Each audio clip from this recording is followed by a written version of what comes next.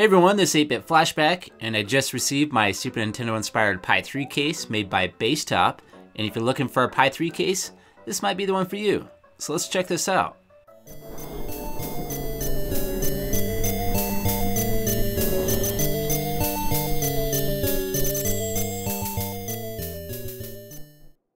So if you're looking to get one of these, you can find these on Amazon for $21.99, and I'll make sure to post a link down in the description below. Here's a look at the packaging, and it comes in a pretty cool looking box. It's got the artwork of the case on all sides of the box, even the bottom of the box. So if you want to use this box for display purposes, it'd work good for that. I've even thought about, just for fun, to make this box a functional console.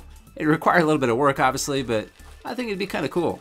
Introducing the Paper SNES Mini. If you can't afford to buy it, just print it right at home. So inside the box we have screws to attach that Pi 3 board inside the case. We have a small Phillips screwdriver.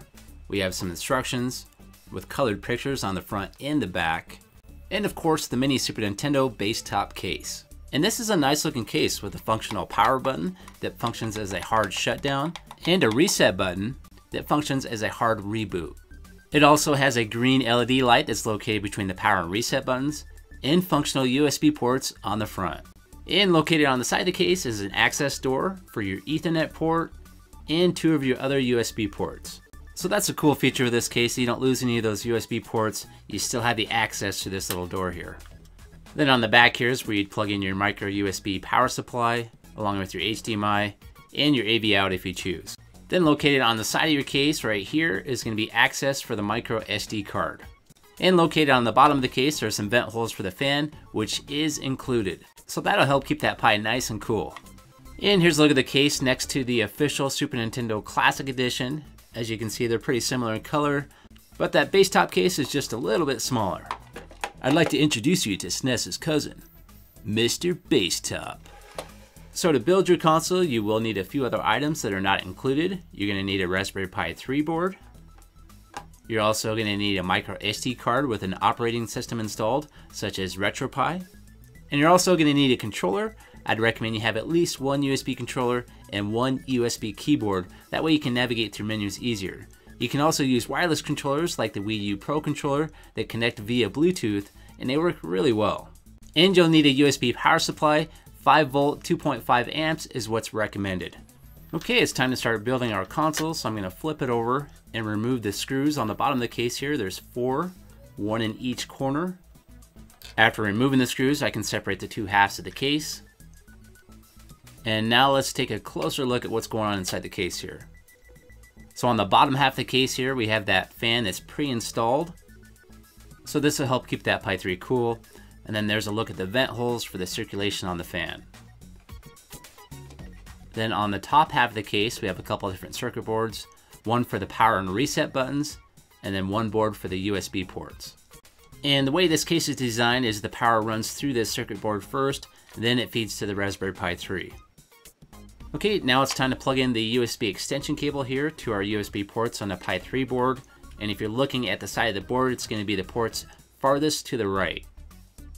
Okay, now it's time to connect our power wires to the Pi 3 board, and that's going to connect to these top 3 pins on the top right here. And it is a little bit of a tight connection, so you want to be careful when you connect in this not to bend any of those pins. And you want to make sure that that red wire is located all the way to the left. Now it's time to secure the Pi 3 board to the bottom half of the case. So we're going to seat that in position. And once it's in proper position, it'll line up with 4 screw holes. So it'll line up with these 4 holes right here, and that's when you know it's in the correct position. So now to secure the Pi 3 board to the bottom part of the case, we're going to use the 4 tiny screws and put those on each corner of the Pi 3 board. Now it's time to connect the fan to the top part of the case.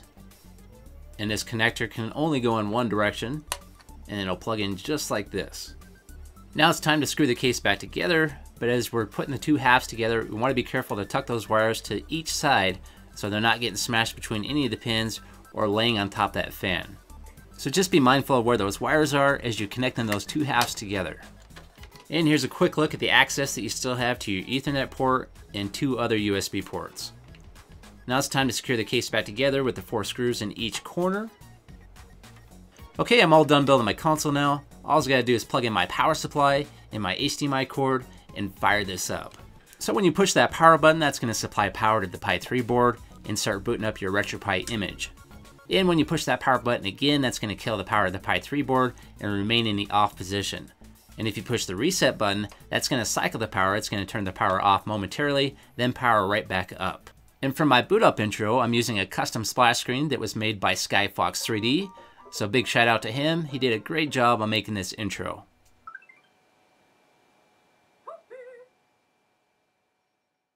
So for a Pi 3 case, this is a pretty solid little case. It's pretty amazing what Pi 3s can do now. And I really like the fact that it has those front-facing USB ports. And it also gives you access to the other two USB ports on the side. That's a great feature. And I will be doing a video here in the near future if you want to learn how to mod that reset button, which is a hard reboot, to a soft shutdown. So I'll be doing that probably within the next week or so, and it's a fairly simple mod to do. Alright everyone, thanks for watching. If you liked that video, please click that like button. If you want to hear more from me, please subscribe. And if you want to help support the channel, you can now find me on Facebook and Patreon. Have a great day, and I'll see you next time.